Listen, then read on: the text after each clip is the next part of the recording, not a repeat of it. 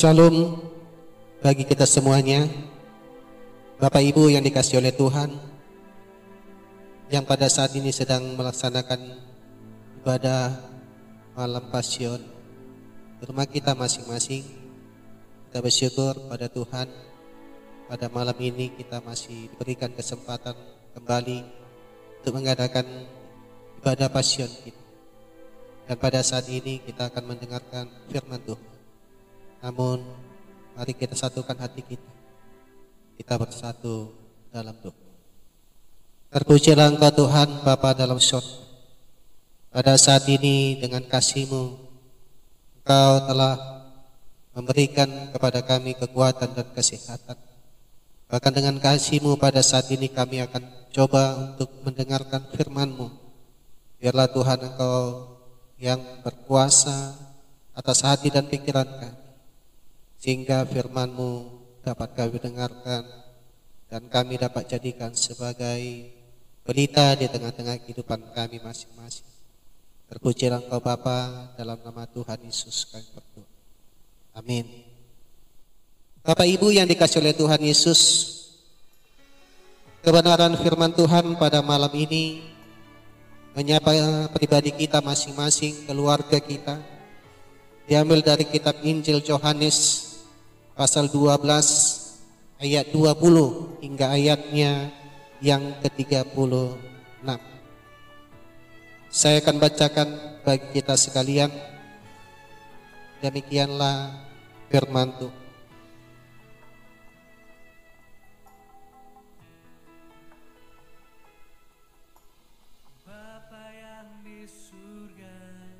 Yesus memberitakan kematiannya. Di antara mereka yang berangkat untuk beribadah pada hari raya itu, terdapat beberapa orang Yunani. Orang-orang itu pergi kepada Filipus yang berasal dari Betsaida di Galilea, lalu berkata kepadanya, "Tuhan, kami ingin bertemu dengan Yesus." Filipus pergi memberitahukan kepada Andreas. Andreas dan Filipus menyampaikannya pula kepada Yesus.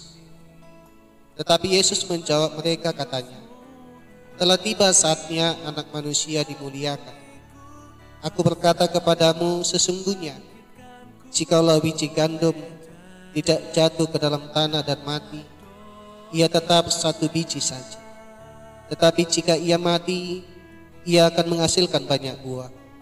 Barang siapa mencintai nyawanya, ia akan kehilangan nyawanya. Tetapi barang siapa tidak mencintai nyawanya di dunia ini, ia akan memeliharanya untuk hidup yang kekal. Barang siapa melayani aku, ia harus mengikut aku, dan di mana aku berada, di situ pun pelayanku akan berada. Barang siapa melayani aku, ia akan dihormati Bapa. Sekarang jiwaku terharu, dan siapakah yang akan kukatakan, Bapa, selamatkanlah aku dari saat ini? Tidak, sebab untuk itulah aku datang ke dalam saat ini. Bapa, muliakanlah namamu." Maka terdengarlah suara dari surga, "Aku telah memuliakan dan aku akan memuliakannya lagi." Orang banyak yang berdiri di situ dan mendengarkannya berkata bahwa itu bunyi guntur. Ada pula yang berkata, "Seorang malaikat telah berbicara dengan dia." Jawab Yesus, "Suara itu telah terdengar bukan karena aku, melainkan karena kamu. Sekarang berlangsung penghakiman atas dunia ini. Sekarang juga penguasa dunia ini akan dilemparkan keluar. Dan aku, apabila aku ditinggikan dari bumi, aku akan menarik semua orang datang kepadaku." Ini dikatakannya untuk menyatakan bagaimana caranya ia akan mati. Lalu menjawab orang banyak, "Kami telah mendengar dari hukum Taurat bahwa Mesias tetap hidup selama-lamanya. Bagaimana mungkin engkau mengatakan bahwa anak manusia harus ditinggikan. Siapakah anak manusia itu? Kata Yesus kepada mereka, hanya sedikit waktu lagi terang ada di antara kamu. Selama terang itu ada padamu, percayalah kepadaku, supaya kegelapan jangan menguasai. Barang siapa berjalan dalam kegelapan, ia tidak tahu kemana ia pergi. Percayalah kepada terang itu, selama terang itu ada padamu, supaya kamu menjadi anak-anak terang.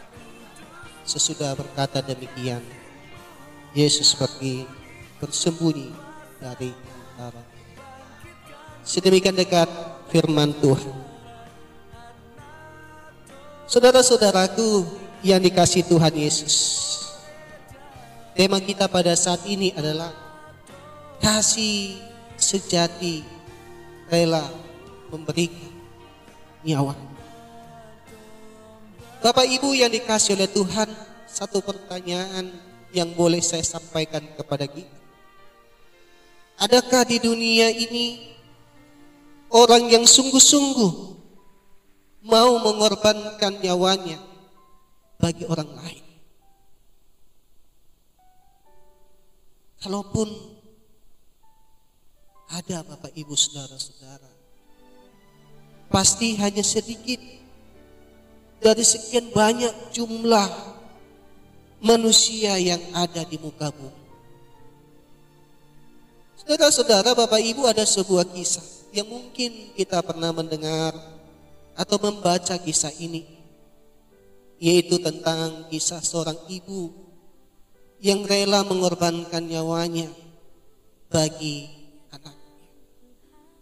Kisah ini terjadi pada tahun 1863 di kota Wales Selatan.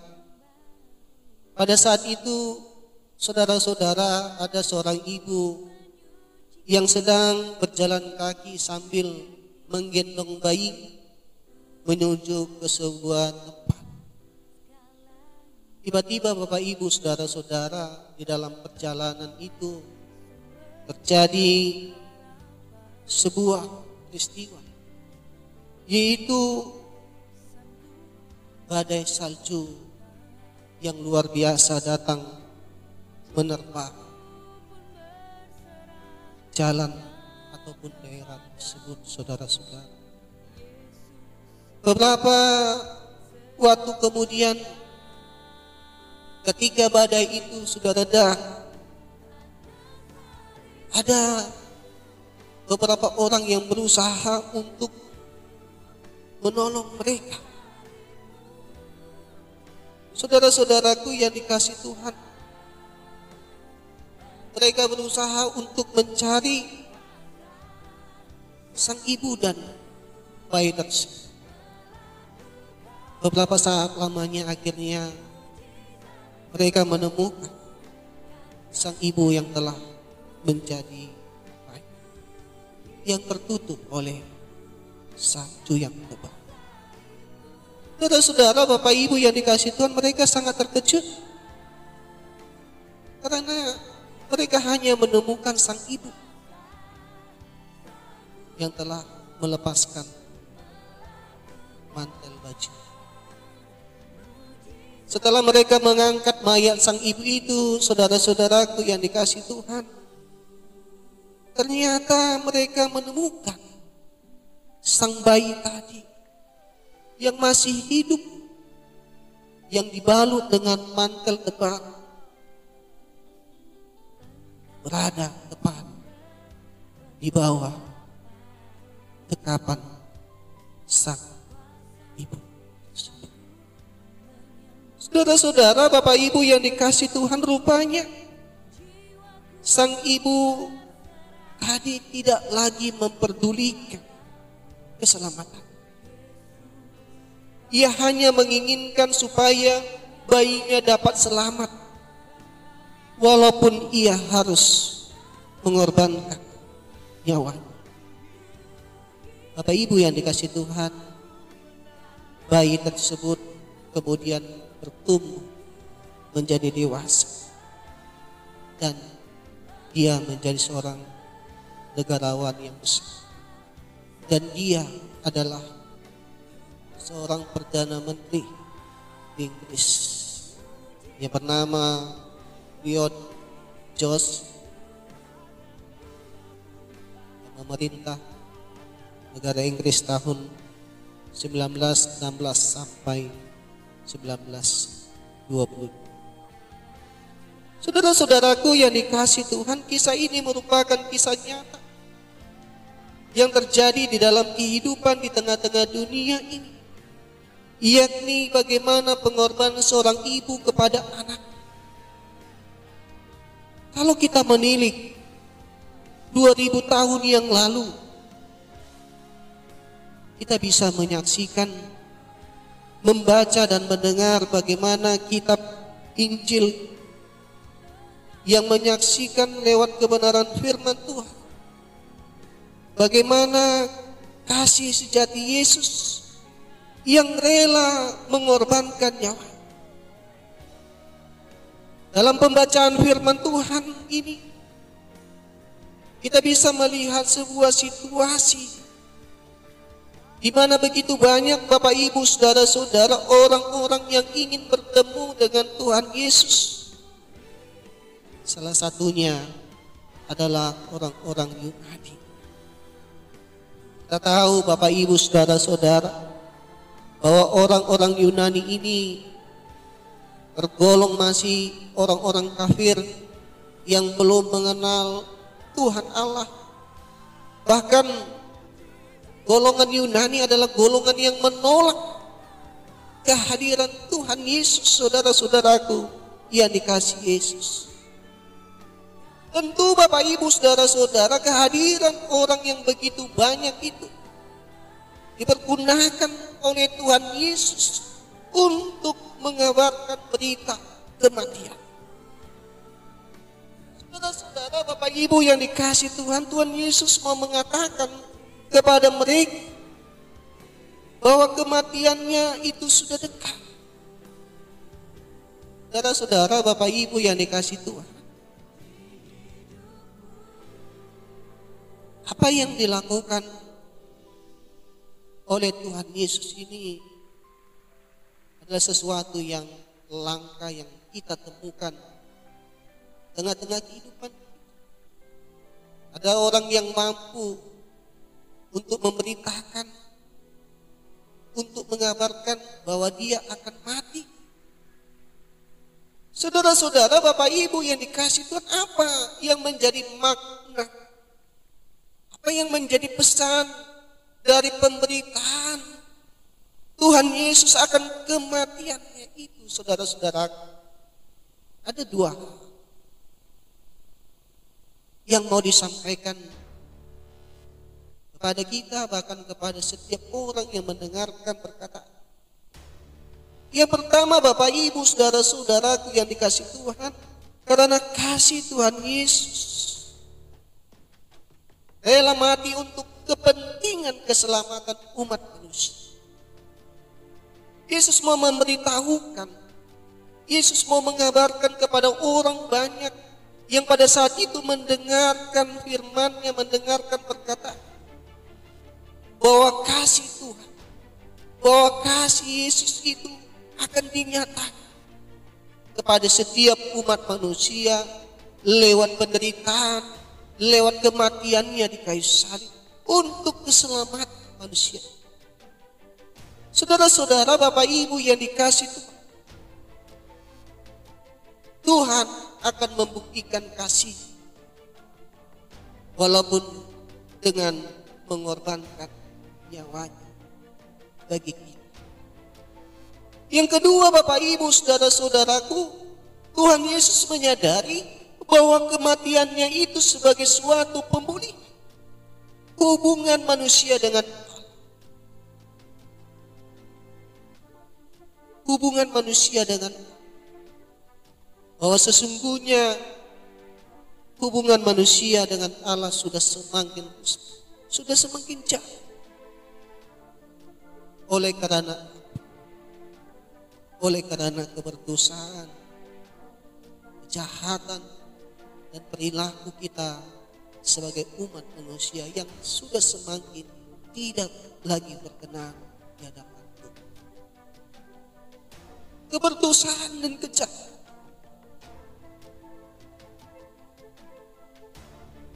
yang sudah semakin jauh kita lakukan dalam kehidupan. Oleh karena itu Bapak Ibu saudara-saudaraku yang dikasihi Tuhan, Tuhan mau mengatakan bahwa Dia harus mengalami penderitaan dan kematian itu supaya hubungan kita manusia dengan Tuhan Allah semakin baik dan dipulih. Dia sebagai juru selamat, sebagai pengantara bagi kita kepada Tuhan. Bapak Ibu yang dikasihi Tuhan Yesus Kristus,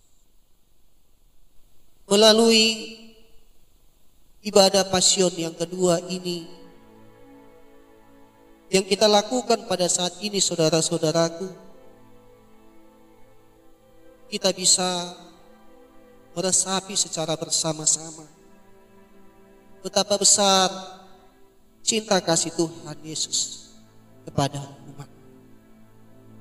Cinta kasih yang mendasari kehidupan kita sebagai umat yang percaya kepada Tuhan. Seperti kisah tadi seorang ibu yang mengorbankan nyawanya untuk anak yang dia kasih. Pengorbanan Yesus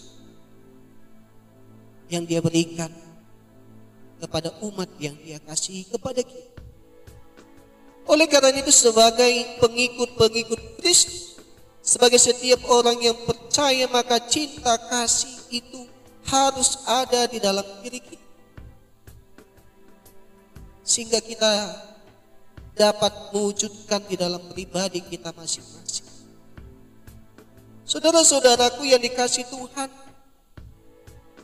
renungan kita pada saat ini menjadi sebuah inspirasi bagi kita semuanya untuk dapat menunjukkan kasih sejati kepada orang. Oleh karena itu bukan hanya sekadar perkataan, ucapan, atau kita hanya sekadar mendengarkan firman Tuhan. Kita bersedih atas kematian Yesus, penderitaan, menangis dan lain sebagainya. Namun dalam prakteknya kita tidak dapat melakukan di tengah-tengah kehidupan. Saudara-saudaraku yang dikasihi Tuhan, perjalanan pasion ini mau menghantarkan kita untuk menyadari dan mengajak kita bersama-sama untuk dapat mempraktekkan apa yang Tuhan Yesus telah ajarkan dan telah lakoni di dalam kehidupan. Saudara-saudaraku yang dikasihi Tuhan Yesus Kristus, mungkin kita tidak bisa memberikan nyawa kita bagi orang lain, tetapi Bapak Ibu saudara-saudara, kita bisa melakukan hal-hal yang kecil. Misalkan kita bisa mengorbankan perasaan kita. Mungkin kita dicela, kita difitnah, kita dicaci. Mampukah kita sebagai orang yang percaya mengorbankan perasaan yang ada di dalam hati? Mungkin kita akan berkata, Pak Pendeta, bagaimana mungkin ketika kita dicaci, difitnah, dicela, kita hanya diam saja. Tetapi mari kita berusaha Bapak Ibu saudara-saudara untuk bisa melakukan hal ini, karena Yesus sendiri pun sudah mengalami demikian. Mungkin juga Bapak Ibu saudara-saudaraku yang dikasihi Tuhan, kita bisa mengorbankan tenaga kita, kita bisa mengorbankan materi kita atau uang kita bagi orang lain. Dalam situasi yang terjadi pada saat ini, ketika polemik virus wabah corona yang menerpa kehidupan kita, ini saatnya bagi kita untuk bisa berbagi bagi mereka yang pada saat ini sedang mengalami kesulitan oleh karena mereka harus tinggal di rumah, meninggalkan pekerjaan. Mereka tidak lagi mendapatkan kebutuhan mereka. Saudara-saudaraku yang dikasihi Tuhan, mungkin kita memiliki lebih daripada mereka.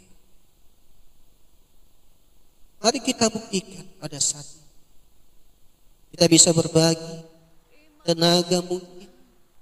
Kita bisa berbagi materi, uang yang kita miliki untuk membantu mereka di dalam masa-masa kesulitan. Walaupun tidak banyak, tapi ketika kita memberi, maka itu sesuatu yang berguna bagi orang-orang yang membutuhkan. Saudara-saudaraku yang dikasihi Tuhan, mari kita mulai dari diri kita sendiri. Mari kita mulai dari keluarga kita, gereja kita. Gereja kita beberapa hari yang akan datang akan melakukan aksi bakti sosial untuk membantu saudara-saudara kita yang pada saat ini terkena dampak virus corona. Mudah-mudahan apa yang bisa kita lakukan di tengah-tengah gereja kita bagi jemaat-jemaat yang kurang mampu, yang mengalami kesulitan-kesulitan ini, bisa meringan beban mereka. Saudara-saudaraku yang dikasihi Tuhan, pengorbanan yang sejati yang ditunjukkan oleh Tuhan Yesus menjadi teladan bagi kita tengah-tengah kehidupan kita masing-masing. Biarlah firman Tuhan yang kita dengarkan pada saat ini bisa kita renung dan itu bisa kita lakukan di tengah-tengah kehidupan. Tuhan Yesus memberkati kita semua. Amin. Kita Bapa dalam surga, Tuhan yang baik, kami bersyukur pada saat ini akan firman-Mu, di mana Engkau Tuhan telah memberitakan kematian-Mu di kayu salib. Ketika Engkau memberitakan ini, maka Engkau menunjukkan bahwa kasih yang sejati yang daripada Tuhan akan Engkau nyatakan di tengah-tengah kehidupan umat manusia. Bapa kami yang di surga, kami sangat bersyukur akan kasih-Mu yang luar biasa, yang telah mempersatukan kami kembali kepada Tuhan Allah Bapa di surga, yang telah menyelamatkan kami atas segala keberdosan dan kejahatan. Bapa kami yang di surga, terima kasih untuk kasih sejati itu yang rela mengorbankan nyawa-Mu bagi. Dan biarlah Tuhan firman-Mu ini bisa tertanam di dalam hati dan kehidupan, bisa kami lakoni di tengah-tengah hidup kami, bukan hanya sekedar berkata, tetapi kami bisa berbuat itu. Bapa dalam surga, Tuhan yang baik, ajari kami Bapa untuk tetap senantiasa setia taat di dalam melakukan firman. Berkati seluruh jemaat Tuhan, biarlah Tuhan Engkau senantiasa memberikan kekuatan dan kesehatan dalam hidup mereka, melindungi kami dari segala kesulitan-kesulitan yang terjadi di tengah-tengah kehidupan kami masing-masing. Terima kasih Bapa dalam surga. Inilah Tuhan doa yang kami sampaikan dalam nama Yesus Tuhan dan Juru Selamat kami. Haleluya. Amin. Bapak Ibu yang dikasihi Tuhan, terima kasih untuk kita yang telah dengan setia mengikuti ibadah Pasion yang kedua. Harapan kami besok hari Rabu kita kembali melakukan ibadah Pasion kita yang ketiga di rumah kita masing-masing. Kami percaya Bapak Ibu jemaat Tuhan dapat melakukan. Kami juga telah membagikan buletin dan juga kami telah siapkan melalui PDF. Mari kita buka, mari kita lakukan dengan baik rumah kita masing-masing. Biarlah dalam kita menjalani masa-masa tersebut, maka kita akan semakin mengerti bagaimana dan Yesus bagi kita semua. Kiranya Tuhan memberkati kita. Shalom.